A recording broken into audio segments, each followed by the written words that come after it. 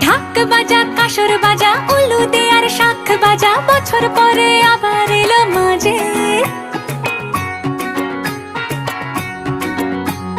পুজো পুজো গন্ধ নিয়ে